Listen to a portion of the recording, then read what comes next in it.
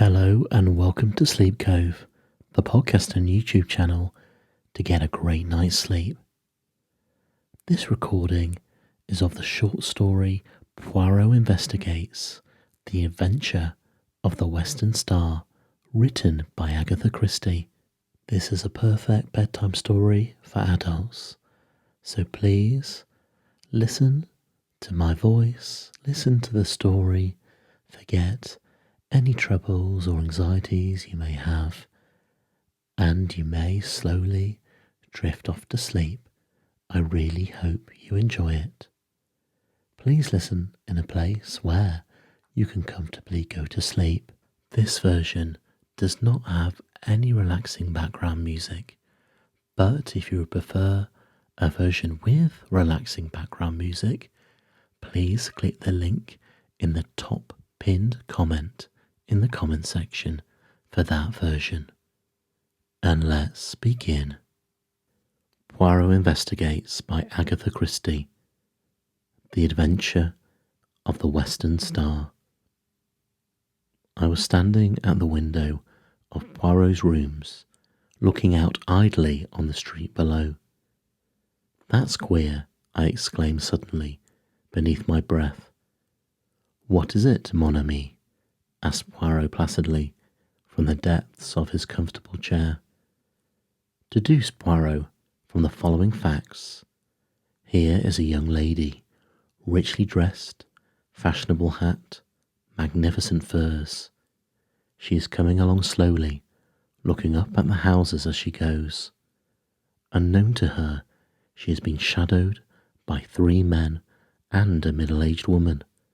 They have just been joined by an errand boy who points after the girl, gesticulating as he does so. What drama is this being played? Is the girl a crook? And are the shadowers detectives, preparing to arrest her? Or are they the scoundrels? And are they plotting to attack an innocent victim? What does the great detective say? The great detective, mon ami, chooses as ever the simplest course. He rises to see for himself. And my friend joined me at the window. In a minute he gave vent to an amused chuckle. "As usual, your facts are tinged with your incurable romanticism. This is Miss Mary Marvel, the film star. She has been followed by a bevy of admirers who have recognized her, and il passant, my dear Hastings, she is quite aware of the fact." I laughed. "So all is explained, but you get no marks for that, Poirot. It is a mere matter of recognition. En vérité, how many times have you seen Mary Marvel on the screen, mon cher?" I thought. "About a dozen times, maybe, perhaps." "And I once, yet I recognize her, and you do not." "She looks so different," I replied rather feebly. "Ah, sacre!" cried Poirot. "It is that you expect her to promenade herself in the streets of London in a cowboy hat, or with bare feet and a bunch of cards, as an Irish colleen. Always with you it is the non-essentials. Remember the case of the dancer Valérie Saint-Clair?" I shrugged my shoulders, slightly annoyed. "But console yourself, mon ami," said Poirot, calming down. "All cannot be as Hercule Poirot. I know it well." "You really have the best opinion of yourself of anyone I've ever known," I cried, divided between amusement and annoyance. "What will you when one is unique? One knows it, and others share that opinion. Even if I mistake not, Miss Mary Marvel." "What? Without doubt, she is coming here." "How do you make that out?" "Very simple. This street is not aristocratic, mon ami. In it there is no fashionable doctor, no fashionable dentist, still less if there is a fashionable millionaire. But there is a fashionable detective. Oui, my friend, it is true. I have become the mode, the dernier cri. One says to another, Comment? You have lost your gold pencil case? You must go to their little Belgium. He is too marvellous. Everyone goes, Corres, and they arrive in flocks, mon ami, with problems of the most foolish. A bell rang below. What did I tell you? That is Miss Marvell. As usual, Poirot was right. After a short interval, the American film star was ushered in, and we rose to our feet. Mary Marvell was undoubtedly one of the most popular actresses on the screen. She had only lately visited and arrived in England in company with her husband, Gregory B. Rolfe, also a film actor. Their marriage had taken place about a year ago in the States, and this was their first visit to England. They had been given a great reception. Everyone was prepared to go mad over Mary Marvell, her wonderful clothes, her furs, her jewels, above all one jewel, the great diamond, which had been nicknamed, to match its owner, the Western Star. Much true and untrue had been written about this famous stone, which was reported to be insured for the enormous sum of £50,000. All these details passed rapidly through my mind as I joined with Poirot in greeting our fair client. Miss Marvell was small and slender, very fair and girlish looking, with the wide, innocent blue eyes of a child. Poirot drew forward a chair for her, and she commenced talking at once. You'll probably think me very foolish, Monsieur Poirot, but Lord Cronshaw was telling me last night how wonderful you cleared up the mystery of his nephew's death, and I felt that I must have your advice. I say it's only a silly hoax. Gregory says so, but it's just worrying me to death. She paused for breath. Poirot beamed encouragement. Proceed, madame. You comprehend I am still in the dark. It's these letters. Miss Marvell, unclasping her handbag, and drew out 3 envelopes which she handed to Poirot. The latter scrutinised them closely.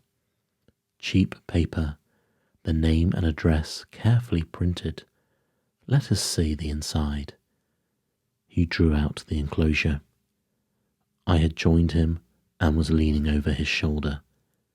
The writing consisted of a singular sentence, carefully printed like the envelope. It ran as follows: The great diamond, which is the left eye of the god, must return whence it came. The second letter was couched in precisely the same terms, but the third was more explicit. You have been warned. You have not obeyed. Now the diamond will be taken from you. At the full of the moon, the 2 diamonds, which are the left and right eye of the god, shall return. So it is written. The first letter I treated as a joke, explained Miss Marvell. When I got the second letter, I began to wonder. The third one came yesterday, and it seemed to me that, after all, the matter might be more serious than I had imagined. I see they do not come by post, these letters, said Poirot. No, they were left by hand, by a Chinaman. That is what frightens me. Why? Said Poirot. Because it was from a Chinese in San Francisco that Gregory bought the stone 3 years ago. I see, madame, but you believe the diamond referred to be the Western Star, finished Miss Marvell. That's so. At the time, Gregory remembers that there was some story attached to the stone, but the Chinese wasn't handling out any information. Gregory says he seemed just scared to death, in a mortal hurry to get rid of the thing. He only asked about 1/10 of its value. It was Greg's wedding present to me. Poirot nodded thoughtfully. The story seems an almost unbelievable romanticism, and yet who knows? I pray of you, Hastings, hand me my little almanac. I complied. Voyons, said Poirot, turning the leaves. When is the date of the full moon? Ah, Friday next. That is in 3 days' time. Oh bien, madame, you seek my advice. I give it to you. The belle l'histoire may be a hoax, but it may be not. Therefore I counsel you to place the diamond in my keeping until after Friday next. Then we can take what steps we please. A slight cloud passed over the actress's face, and she replied constrainedly, I'm afraid that's impossible. You have it with you here? Poirot was watching her narrowly. The girl hesitated a moment, then slipped her hand into the bosom of her gown, drawing out a long, thin chain. She leaned forward, unclosing her hand. In the palm a stone of white fire, exquisitely set in platinum, lay and winked at us solemnly. Poirot drew in his breath with a long hiss. Épatant, he murmured. You permit, madame? He took the jewel in his own hand and scrutinized it keenly, then restored it to her with a little bow. A magnificent stone, without a flaw. Ah, Saint Honoreuse, and you carry it about with you, comme ça? No, no, I am very careful, really, Monsieur Poirot. As a rule, it is locked up in my jewel case and left in the hotel safe deposit. We're staying at the Magnificent. You know, I just brought it along today for you to see. And you will leave it with me? N'est-ce pas? You'll be advised by Papa Poirot? Well, you see, it's this way, Monsieur Poirot. On Friday we are going to Yardley Chase to spend a few days with Lord and Lady Yardley. Her words awoke a vague echo of remembrance in his mind. Some gossip. What was it now? A few years ago, Lord and Lady Yardley had paid a visit to the States. Rumour had it that his lordship had rather gone the pace out there with his assistance of some lady friends. But surely there was something more, some gossip which coupled Lady Yardley's name with that of a movie star in California. Why, it came to me in a flash. Of course it was none other than Gregory B. Rolfe. I'll let you into a little secret, Monsieur Poirot, Miss Marvel was continuing. We've got a deal on with Lord Yardley. There's some chance of our arranging to film a play down there in his ancestral pile. At Yardley Chase? I cried, interested. Why, it's one of the show places of England. Miss Marvel nodded. I guess it's the real old feudal stuff, all right, but he wants a pretty stiff price. And of course, I don't know yet whether the deal will go through, but Greg and I always like to combine business with pleasure. But I demand, if I am dense, madame, surely it is possible to visit Yardley Chase without taking the diamond with you? A shrewd, hard look came into Miss Marvel's eyes, who belied their childlike appearance. She looked suddenly a good deal older. I want to wear it down there. Surely, I said suddenly, there are some very famous jewels in the Yardley collection, a large diamond amongst them. That's so, said Miss Marvel briefly.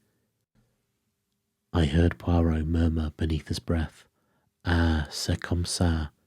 Then he said aloud, with his usual uncanny luck in hitting the bullseye, He dignifies it in the same name as psychology. Then you are without doubt already acquainted with Lady Yardley, or perhaps your husband is. Gregory knew her when she was out west 3 years ago, said Miss Marvel. She hesitated for a moment, and then added abruptly, Did either of you ever see society gossip? We both pleaded guilty, rather shamefacedly.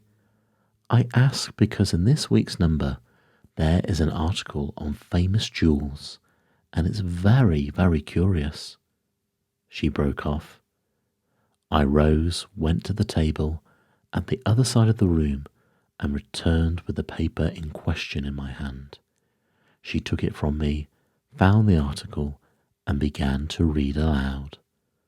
Amongst other famous stones may be included the Star of the East, a diamond in the possession of the Yardley family. An ancestor of the present Lord Yardley brought it back with him from China, and a romantic story is said to attach to it. According to this, the stone was once the right eye of a temple god. Another diamond, exactly similar in form and size, formed the left eye, and the story goes that this jewel too would in course of time be stolen. One eye shall go west, the other east, till they shall meet once more. Then in triumph shall they return to the god. It is a curious coincidence that there is, at the present time, a stone corresponding closely in description with this one, and known as the Star of the West, or the Western Star.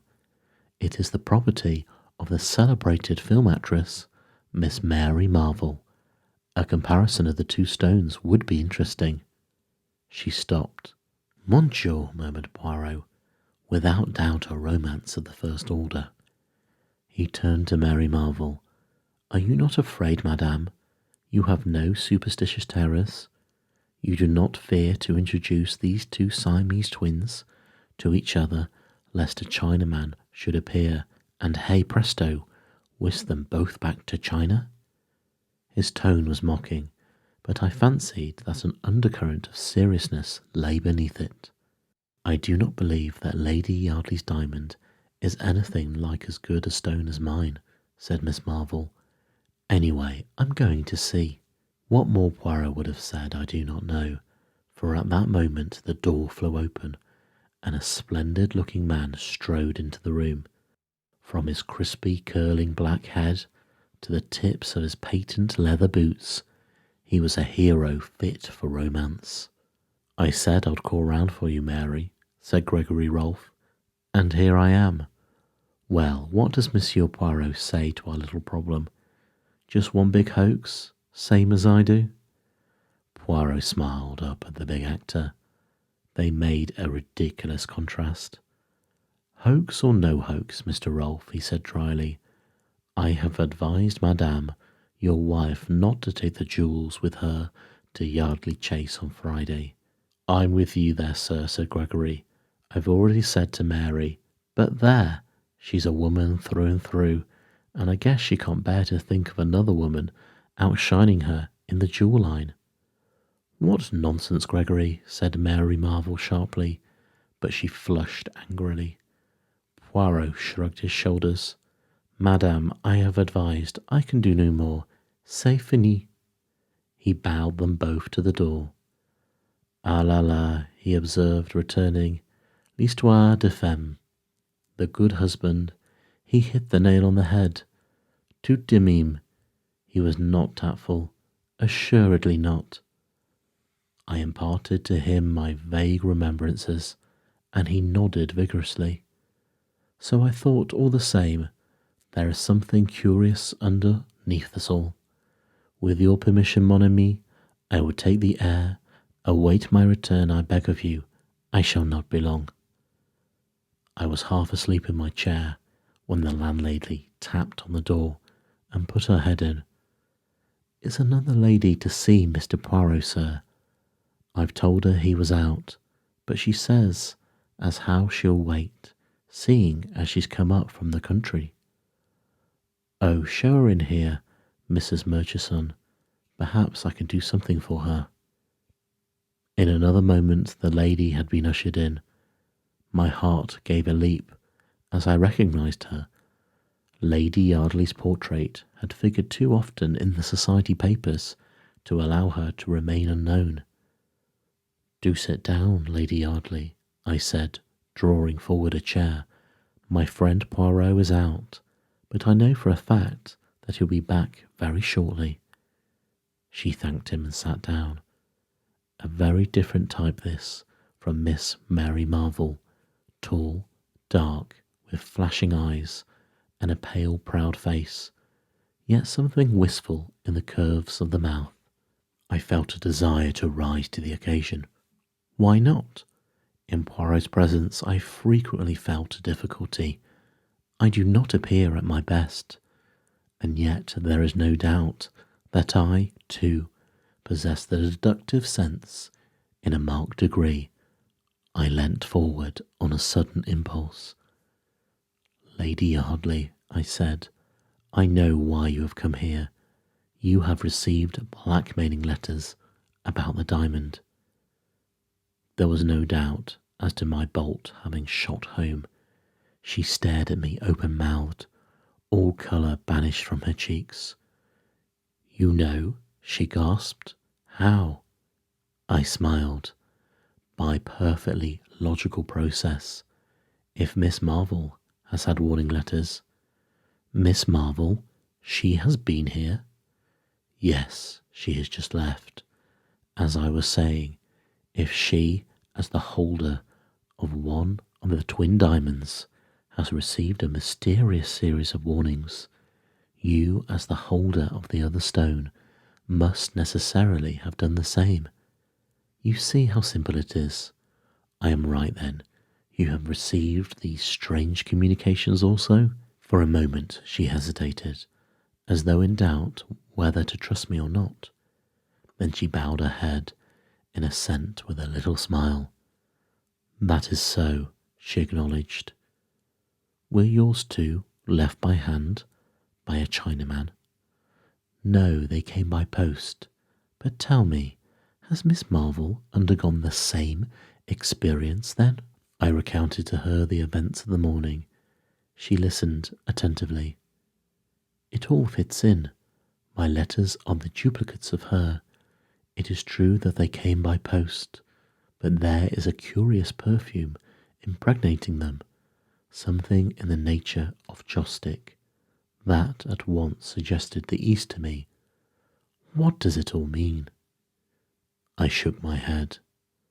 This is what we must find out. You have the letters with you. We might learn something from the postmarks. Unfortunately, I destroyed them. You understand, at the time I regarded it as some foolish joke. Can it be true that some Chinese gang are really trying to recover the diamonds? It seems too incredible. We went over the facts again and again, but could get no further towards the mysterious mystery which was unfolding. At last Lady Yardley rose. I really don't think I need to wait for Monsieur Poirot. You can tell him all this, can't you? Thank you so much, Mr. She hesitated, her hand outstretched. Captain Hastings. Of course, how stupid of me. You're a friend of the Cavendishes, aren't you? It was Mary Cavendish who sent me to Monsieur Poirot. When my friend returned, I enjoyed telling him the tale of what had occurred during his absence. He cross-questioned me rather sharply over the details of our conversation, and I could read between the lines that he was not best pleased to have been absent. I also fancied that the dear old fellow was just the least inclined to be jealous. It had become rather a pose with him to consistently belittle my abilities, and I think he was chagrined at finding no loophole for criticism. I was secretly rather pleased with myself, though I tried to conceal the fact for fear of irritating him. In spite of his idiosyncrasies, I was deeply attached to my quaint little friend. Bien, he said at length, with a curious look on his face. The plot develops. Pass me, I pray you, that peerage on the top shelf there. He turned the leaves. Ah, here we are. Yardley, 10th Viscount, served South African War. Tout ce n'est pas d'importance. March 1907. Honourable Maud Stopperton, 4th daughter of 3rd Baron Cotterill. Has 2 daughters. Born 1908, 1910. Clubs, residences, voila. That does not tell us much, but tomorrow morning we will see this, my lord. What? Yes, I telegraphed to him, replied Poirot. I thought you would wash your hands of this case, I said. I am not acting for Miss Marvell, since she refuses to be guided by my advice. What I do now is for my own satisfaction, the satisfaction of Hercule Poirot. Decidedly, I must have a finger in this pie, said Poirot, very enthusiastically. And you calmly wire Lord Yardley to dash up to town just to suit your convenience. He won't be pleased, I replied. Au contraire, if I preserve for him his family diamond, he ought to be very grateful. Then you really think there is a chance of it being stolen? I asked eagerly. Almost certainly, replied Poirot placidly. Everything points that way. But how? Poirot stopped my eager questions with an airy gesture of his hand. Not now, I pray you. Let us not confuse the mind, and observe that peerage, how you have replaced him. See not that the tallest books go in the top shelf, the next tallest in the row beneath, and so on. Thus we have order, method, which I have often been told, Hastings. Exactly, I said hastily, and put the offending volume in its proper place. Lord Yardley turned out to be a cheery, loud-voiced sportsman with a rather red face, but with a good-humoured bonhomie about him that was distinctly attractive and made up for any lack of mentality. Extraordinary business this, Monsieur Poirot. Can't make head or tail of it. Seems my wife's getting odd kind of letters, and that was Miss Marvel's had 'em too. What does it all mean? Poirot handed him the copy of Society Gossip. First, my lord, I would like to ask you if these facts are substantially correct. The peer took it. His face darkened with anger as he read. Damned nonsense, he spluttered. There's never been any romantic story attaching to the diamond. It came from India originally, I believe. I've never heard of all this Chinese god stuff. Still, the stone is known as the Star of the East. Well, what if it is? He demanded wrathfully. Poirot smiled a little, but made no direct reply. What I would ask you to do, my lord, is to place yourself in my hands. If you do unreservedly, I have great hopes of averting the catastrophe. Then you think there's actually something in these wildcat tales? Will you do as I ask you? Of course I will, but bien. Then permit me, I will ask you a few questions. The affair of Yardley Chase, is it, as you say, all fixed up between you and Mr. Rolfe? Oh, he told you about it, did he? No, there's nothing settled. He hesitated, the brick-red colour of his face deepening. Might as well get the thing straight. I've made rather an ass of myself in many ways, Monsieur Poirot, and I'm head over ears in debt. I want to pull up. I'm fond of the kids, and I want to straighten things up and be able to live on at the old place. Gregory Rolfe is offering me big money, enough to set me on my feet again. I don't want to do it. I hate the thought of all that crowd play acting around the chase, but I may have to, unless, he broke off. Poirot eyed him keenly. You have, then, another string to your bow. Permit that I make a guess. Is it to sell the Star of the East? Lord Yardley nodded. That's it. It's been in the family for some generations, but it's not entailed. Still, it's not the easiest thing in the world to find a purchaser. Hofburg, the Hatton Garden man, is on the lookout for a likely customer, but he'll have to find one soon, or it's a washout.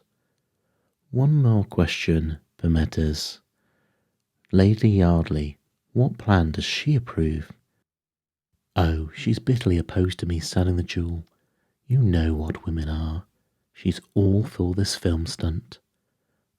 I comprehend, said Poirot. He remained a moment or so in thought, then rose briskly to his feet.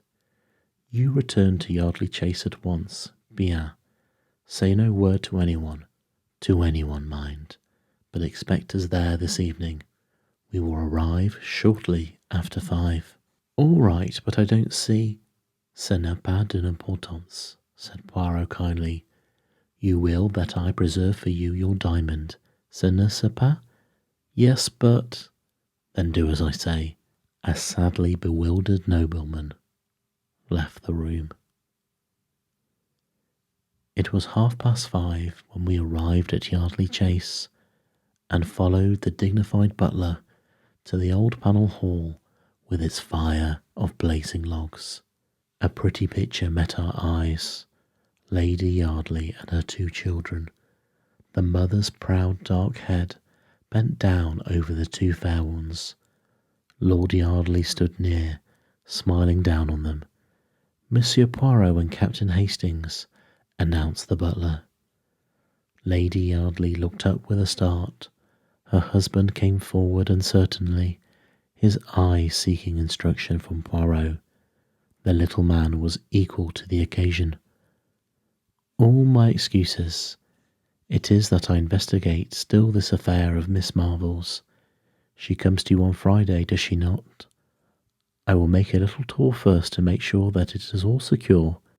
Also, I wanted to ask Lady Yardley if she recollected at all the postmarks on the letters she received. Lady Yardley shook her head regretfully. I'm afraid I don't. It is stupid of me, but you see, I never dreamt of taking them seriously. You'll stay the night? Said Lord Yardley. Oh, my lord, I fear to accommodate you. We have left our bags at the inn. That's all right. Lord Yardley had his cue. We'll send down for them. No trouble, I assure you. Poirot permitted himself to be persuaded, and sitting down by Lady Yardley, began to make friends with the children. In a short time they were all romping together, and had dragged me into the game.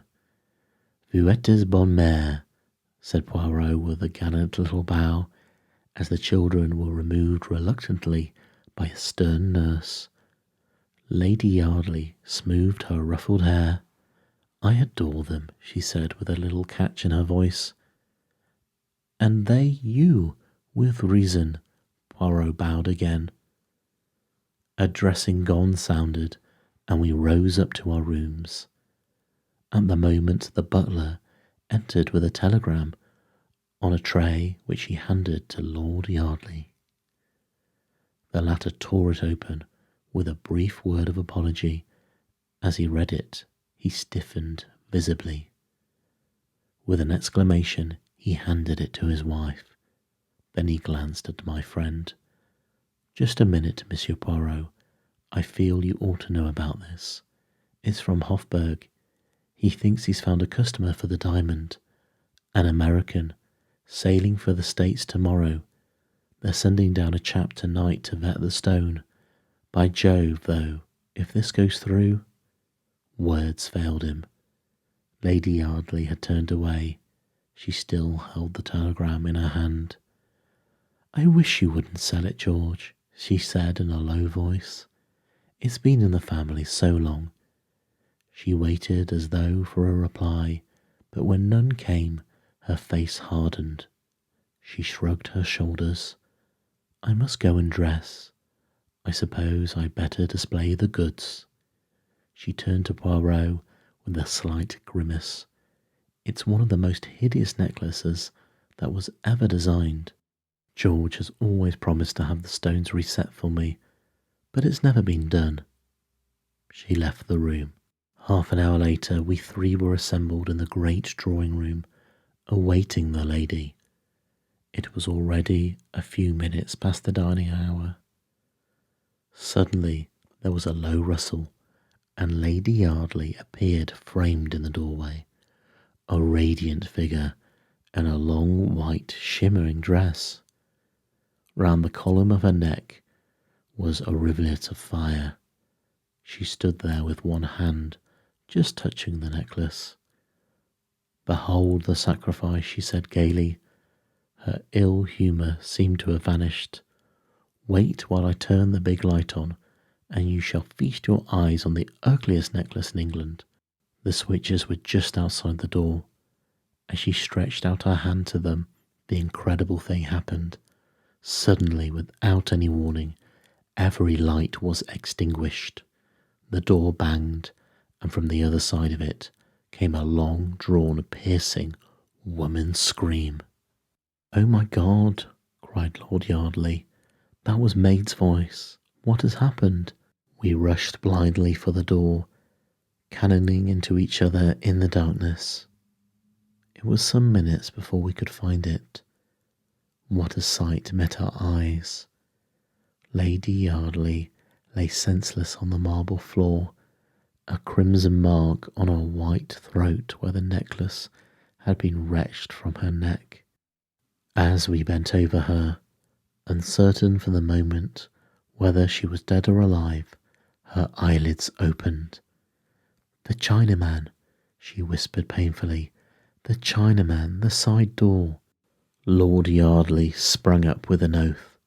I accompanied him, my heart beating wildly.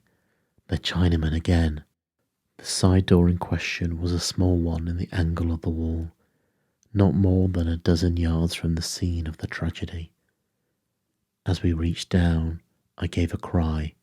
There, just short of the threshold, lay the glittering necklace, evidently dropped by the thief in the panic of his flight. I swooped joyously down on it. Then I uttered another cry, which Lord Yardley echoed, for in the middle of the necklace was a great gap. The Star of the East was missing. "That settles it," I breathed. These were no ordinary thieves. This one stone was all they wanted. But how did the fellow get it? Through this door. But it was always locked. I shook my head. "It is not locked now, see." I pulled it open as I spoke. As I did so, something fluttered to the ground. I picked it up. It was a piece of silk, and the embroidery was unmistakable. It had been torn from a Chinaman's robe. In his haste it caught in the door, I explained. "Come, hurry. He cannot have gone far as yet." But in vain we hunted and searched. In the pitch darkness of the night, the thief had found it easy to make his getaway. We returned reluctantly, and Lord Yardley set off one of the footmen post haste to fetch the police. Lady Yardley, aptly ministered to by Poirot, who was good as a woman in these matters, was sufficiently recovered to be able to tell her story. "I was just going to turn on the other light," she said, "when a man sprang on me from behind. He tore my necklace from my neck with such force that I fell headlong to the floor. As I fell, I saw him disappearing through the side door.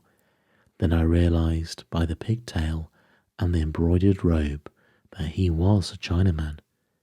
She stopped with a shudder. The butler reappeared. He spoke in a low voice to Lord Yardley. "A gentleman from Mr. Hofburg's, my lord. He says you expect him." "Good heavens!" cried the distracted nobleman. I must see him, I suppose. No, not here. Mullings, in the library. I drew Poirot aside.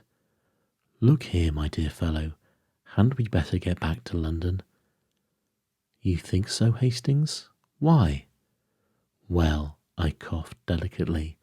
Things haven't gone very well, have they? I mean, you tell Lord Yardley to place himself in your hands, and all will be well, and then the diamond vanishes from under your nose. True, said Poirot, rather crestfallen. It is not one of my most striking triumphs. This way of describing events almost caused me to smile, but I stuck to my guns. So having, pardon the expression, rather made a mess of things, don't you think it would be more graceful to leave immediately? And the dinner, the without doubt excellent dinner that the chef of the Lord Yardley has prepared? Oh, what's dinner? I said impatiently. Poirot held up his hands in horror. Mon Dieu, it is that in this country you treat the fares of gastronomic with a criminal indifference. There's another reason why we should get back to London as soon as possible, I continued. What is that, my friend? The other diamond, I said, lowering my voice. Miss Marvel's. Ah, bien, what of it? Don't you see? His usual obtuseness annoyed me. What had happened to his usual keen wits? They've got one now. They'll go for the other. Tiens, cried Poirot, stepping back a pace and regarding me with admiration. But your brain marches to a marvel, my friend. Figure to yourself that for you the moment had not thought of that. But there's plenty of time. The full of the moon. It is not until Friday. I shook my head dubiously. The full of the moon theory left me entirely cold.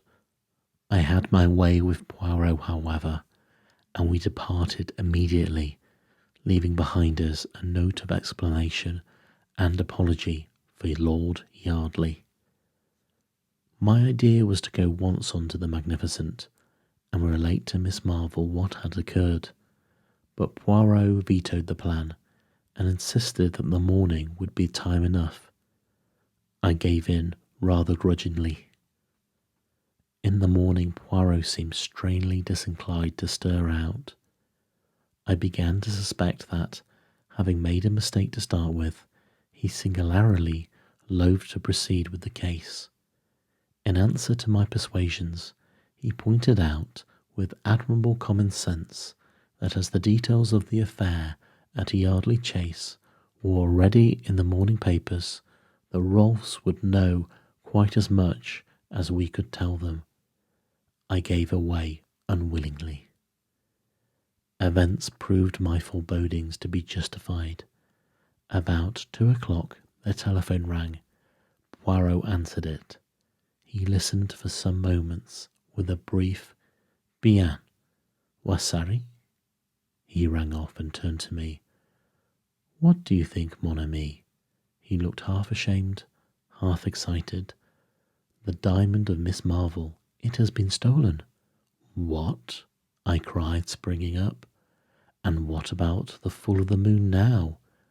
Poirot hung his head. When did this happen? This morning, I understand. I shook my head sadly. If only you had listened to me. You see I was right. It appears so, mon ami, said Poirot cautiously. Appearances are deceptive, but say that it certainly appears so. As we hurried in a taxi to the Magnificent, I puzzled out the true inwardness of the scheme. That full of the moon idea was clever. The whole point of it was to get us to concentrate on the Friday and be off our guard beforehand. It is a pity you did not realize that. Ma foi, said Poirot airily, his nonchalance quite restored after its brief eclipse. One cannot think of everything. I felt sorry for him. He did so hate failure of any kind. "Cheer up," I said consolingly. "Better luck next time." At the Magnificent, we were ushered at once into the manager's office. Gregory Rolfe was there with two men from Scotland Yard. A pale-faced clerk sat opposite them. Rolfe nodded to us as we entered. "We're getting to the bottom of it," he said, "but it's almost unbelievable how the guy had the nerve. I can't think." A very few moments sufficed to get us to the facts. Mr. Rolfe had gone out of the hotel at 11:15. At 11:30, a gentleman, so like him in appearance as to pass muster, entered the hotel and demanded the jewellery case from the safe deposit. He duly signed the receipt, remarking carelessly as he did so, "Looks a bit different from my ordinary one, but I hurt my hand getting out of the taxi." The clerk merely smiled and remarked that he saw very little difference. Rolfe laughed and said, "Well, don't you run me in as a crook this time, anyway. I've been getting threatening letters from a Chinese man, and the worst of it, I rather look a little Chinese myself. It's something about the eyes." I looked at him, said the clerk who was telling us this, and I saw at once what he meant. The eyes were a little like a Chinaman's. I'd never noticed it before. "Darn it all," roared Gregory Rolfe, leaning forward. "Do you notice it now?" The man looked up and started. "No, sir," he said, "I can't say I do." And indeed there was nothing even remotely oriental about the frank brown eyes that looked into ours. The Scotland Yard man grunted. Bold customer, thought the eyes might be noticed, and took the bull by the horns to disarm suspicion. He must have watched you at the hotel, sir, and nipped in as soon as you were well away. "What about the jewel case?" I asked. "It was found in the corridor of the hotel. Only one thing had been taken, the Western Star." We stared at each other. The whole thing was so bizarre, so unreal. Poirot hopped briskly to his feet. "I have not been much of use, I fear," he said regretfully. "Is it permitted to see Madame?" "I guess she's prostrated with the shock," explained Rolfe. "Then perhaps I might have a few words alone with you, monsieur." "Certainly." In about 5 minutes, Poirot reappeared. "Now, my friend," he said gaily, "to a post office. I have a telegram to send." "Who to?" "Lord Yardley." He discounted further inquiries by slipping his arm through mine. "Come, come, mon ami, I know all that you feel about this miserable business. I have not distinguished myself. You in my place might have distinguished yourself. Bien, all is admitted. Let us forget it and have lunch." It was about 4 o'clock when we entered Poirot's rooms. A figure rose from a chair by the window. It was Lord Yardley. He looked haggard and distraught.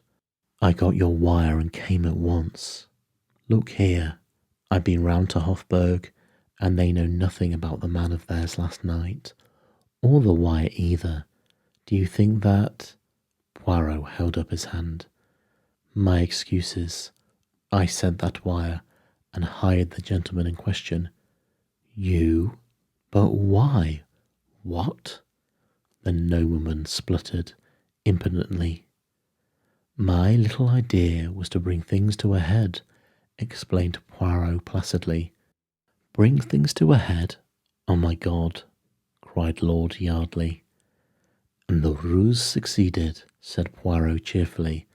"Therefore, my lord, I have much pleasure in returning this."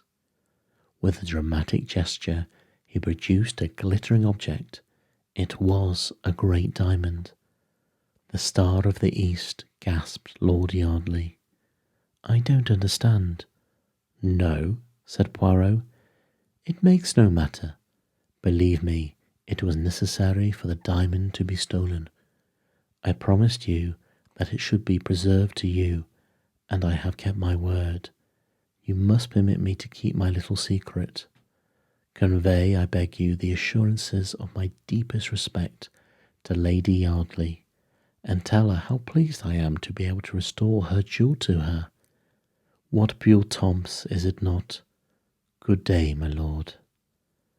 And smiling and talking, the amazing little man conducted the bewildered nobleman to the door. He returned, gently rubbing his hands. Poirot, I said, I am quite demented. No, mon ami, you are, but as always, in a mental fog. How did you get the diamond? From Mr. Rolfe. Rolfe? Mais oui. The warning letters, the Chinaman, the article in Society Gossip, all sprang from the ingenious brain of Mr. Rolfe. The two diamonds supposed to be so miraculously alike.